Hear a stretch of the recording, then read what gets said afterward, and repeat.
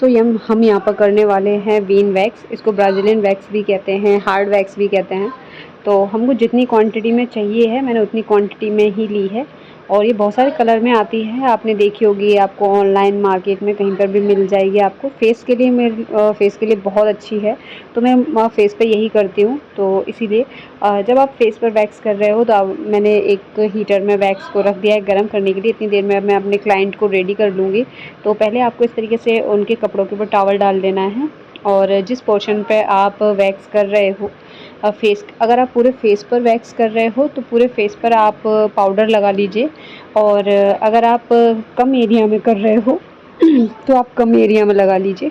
तो यहाँ पर देखिए वैक्स गर्म हो गई, और हमको इतनी ही गर्म चाहिए, इससे ज़्यादा हम गर्म नहीं करेंगे, बिल्कुल पतला नहीं करेंगे वैक्स को, क्योंकि वो बहुत ज़्यादा गर्म हो जाएगी और फिर वो स्किन को जला सकती है। सो इसीलिए इतना गर्म काफ़ी होता है। और उसके बाद में मैंने लगाना स्टार्ट किया है। तो मैं फ़ोरहेड पर कर रही हूँ। तो सबसे पहले मैंने फ़ोरहेड पर ही लगाया है। तो आप इस तरीके से अच्छे से लगा लेंगे वुडन स्पैचुला की हेल्प से। आप लकड़ी के जो मार्केट में आपको स्पैचुला मिल जाते हैं लकड़ी की इस तरीके के, उनको ले लीजिए और उसी से लगाना है आपको। आप चाहे छोटे छोटे से पार्ट में लगा लीजिए आप, और या फिर आप इस तरीके से आधा पोर्शन एक बार में कवर करके आधा पोर्शन एक बार में कवर कर सकते हो। तो मैं यहाँ पर आधा पोर्शन एक बार में कवर कर रही हूँ, फोरहेड का आधा एरिया। और जहाँ पर हम निकालते हैं लास्ट में, जो हम रिमूव करेंगे जब वैक्स को, तो उस जगह पे हम वैक्स को थोड़ा सा मोटा रखते हैं। आपको दिख रहा होगा लास्ट में मैंने वैक्स को थोड़ा सा मोटी लेयर रखी है, और ताकि अच्छे से निकलने में आ जाए। और उसको चेक कर लेंगे कि वो अच्छे से ठंडा हो गया कि नहीं। और इस तरीके से आप स्पैचुला के बैक साइड से थोड़ा सा उठाएंगे ना, तो पीछे आपको अच्छे से पकड़ने के लिए जगह भी बन जाएगी। और उसके बाद आप इस तरीके से रिमूव कर दीजिए। देखिए ये हो गया रिमूव, और हाथ रख लीजिए और ये देखिए कितने सारे बाल एक बार में ही क्लीन हो गए हैं।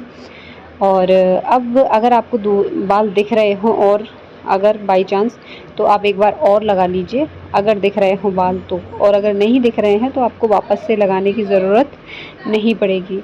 सो इसी तरीके से मैं दूसरी साइड भी लगा लूँगी। तो दूसरी साइड भी आपको इसी तरीके से लगानी है। आपको वैक्स को बहुत ज़्यादा गर्म नहीं करना है, मैंने आपको बता ही दिया, नॉर्मल रखना है आपको। बहुत बार लोग क्या करते हैं, 3-4 लेयर लगाते हैं। पहले एक लेयर लगाएंगे पतली सी, फिर उसके ऊपर से दूसरी लेयर लगाएंगे, फिर तीसरी लेयर लगाएंगे। ऐसा नहीं करना है, एक बार में ही आप इतना ही मोटा लीजिए और अच्छे से लगाइए। और फिर जब तक एक साइड मैंने लगा के छोड़ दी है, जब तक वो ड्राई होगी, सेट होगी, तब तक मैं दूसरी साइड, मुझे जो बाल दिख रहे थे मैंने उस जगह पे और एक बार फिर से लगा लिया है इस तरीके से। और मैं सेंटर में भी लगा लूँगी इस तरीके से, ताकि एक बार में ही सेंटर भी क्लीन हो जाए। आप चाहो तो इससे आईब्रो भी कर सकते हो, आईब्रो भी इससे बहुत अच्छे तरीके से हो जाती है। बस आपको थोड़ा बहुत एक्स्ट्रा बाल जो रह जाते हैं एक आध, वो ही हटाने पड़ते हैं। बाकी आईब्रो भी बहुत अच्छे से आप इससे आईब्रो के बाल भी बहुत अच्छे से और बहुत ही आराम से निकल आते हैं, और बिना किसी प्रॉब्लम के। देखिए सेंटर कितने अच्छे से क्लीन हो गया है। तो इसी तरीके से हम पूरा रिमूव कर लेंगे।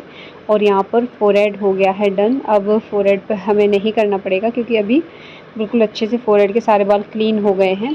अब हम इनकी आईब्रो बनाते हैं। तो जब भी आप आईब्रो और फोरहेड कर रहे हो किसी का, अगर आप आईब्रो वैक्स से कर रहे हो तो पहले वैक्स से आप फोरहेड कर लीजिए और उसके बाद आईब्रो बनाइए, ताकि क्योंकि ऊपर के सारे बाल अच्छे से क्लीन हो जाएंगे और आपको बहुत ज़्यादा धागा चलाने की ज़रूरत नहीं पड़ेगी। अगर आप बाद में करते हो तो बहुत बार हम क्या करते हैं ना, धागे से काफ़ी हद तक क्लीन कर चुके होते हैं और उसके बाद में हम करते हैं।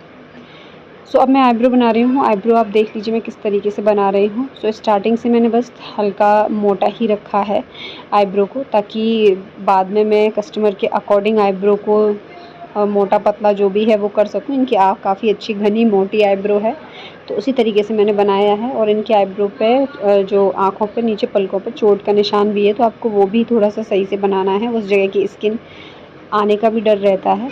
तो मैं देखिए धीरे धीरे करके अपनी आईब्रो को शेप देती चली जा रही हूँ। एक सीधी लाइन ड्रॉ करने के बाद, सीधी लाइन बनाने के बाद में, और उसी के हिसाब से मैंने देखिए पूरी आईब्रो को शेप दिया है।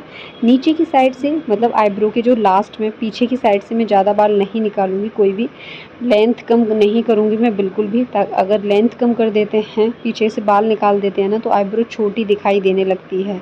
सो आपको कभी भी पीछे से और आगे से बाल ज़्यादा नहीं निकालने हैं। आगे से भी आपको, बीच में भी आपको बालों को बहुत ज़्यादा नहीं निकालना होता, ताकि मिडिल में सेक्शन, जो मिडिल सेक्शन होता है ना, वो थोड़ा सा कम अगर आप निकाल के चलोगे, कम क्लीन करोगे ना, तो आईब्रो आपकी काफ़ी लंबी दिखाई देगी। सो अब मैं ऊपर से कर रही हूँ। वैसे ऊपर से अच्छे से हो चुका था, बस मुझे शेप देना है ऊपर से, बाकी पूरे अच्छे से बाल हो गए थे ऊपर से। आप देख लीजिए, देखिए कितने अच्छे से आईब्रो बन के रेडी हो गई है। अब मैं एक बार अपने कस्टमर से पूछ लूँगी कि क्या उनको इतनी मोटी रखनी है या फिर मैं इससे थोड़ा सा और पतला करूँ। तो उन्होंने कहा कि उन्हें थोड़ी सी और पतली चाहिए आगे से, पीछे से बिल्कुल अच्छे से बनी हुई है, बस आगे से थोड़ी सी पतली चाहिए। तो मैंने आगे से एक लाइन और थोड़ा सा हटा दी है और अब एकदम शेप बन के सही से रेडी हो गया है और इससे ज़्यादा पतला हमें नहीं करना है। सो बस यहाँ पर एक आईब्रो बिल्कुल अच्छे से डन हो गई है। आपको भी शेप दिखाई दे रहा होगा, एकदम आर्च शेप में बन के आईब्रो रेडी हुई है। कितनी प्यारी लग रही है, देखिए कितना अच्छा शेप निकल के आया है। अब मैंने सेंटर से एक दो बाल कहीं है तो वो मैंने क्लीन कर दिया है। अब मैं दूसरी साइड की आईब्रो भी इसी तरीके से बना लूँगी। सो पहले आपको पकड़वा लेना है सही तरीके से, जैसे मैंने आपको हर बार बताया है उसी तरीके से। मैं पहले एक बार एक आईब्रो बना चुकी हूँ, तो मैं नीचे थोड़ा सा एक गाइडलाइन ले लेती हूँ, ताकि मुझे पता रहे कि हमें आईब्रो इतनी मोटी रख के चलनी है, ताकि दोनों आईब्रो एक ही बराबर बने और बार बार मुझे मेहनत ना करनी पड़े, बार बार मुझे इधर से उधर ना बनानी पड़े, एक बाल इसमें एक बाल उसमें, ऐसा ना करना पड़े। और देखिए दो थ्रेड चलाए हैं मैंने और उसमें ही कितने सही से शेप बन के रेडी हो गया है। देखिए अब इसी के हिसाब से हम पूरा आईब्रो को इसी के हिसाब से बनाते हुए चले जाएंगे। जितने भी बाल बस धागे से नीचे की साइड आ रहे हैं, या फिर समझ लीजिए आप लाइन से अलग होके आ रहे हैं, वो बाल आपको हटाना है और उसके बाद में आपको नीचे के बाल क्लीन कर देने हैं, जितने भी एक्स्ट्रा आपको दिखाई दे रहे हैं वो। तो मैं पहले शेप दे लेती हूँ और उसके बाद में एक्स्ट्रा बाल हटाती हूँ। आप जैसे भी आप कंफर्टेबल हो, बहुत से लोग पहले एक्स्ट्रा बाल हटा लेते हैं और उसके बाद शेप देते हैं। तो जैसे भी आपको सही लगे, आपको जैसे आराम मिले, जैसे भी आपको लगे कि हाँ इस तरीके से हम बेटर बना लेते हैं, तो आप उस तरीके से बना लीजिए। तो इसी तरीके से मैंने ऊपर भी अच्छे से बालों को शेप दे लिया है। ऊपर बहुत ज़्यादा बाल नहीं हैं, क्योंकि हम पहले ही फोरहेड क्लीन कर चुके हैं। तो अच्छे से बस हमको एक दो लाइन ही हटानी है, बस ताकि आईब्रो एकदम बढ़िया शेप में रहे।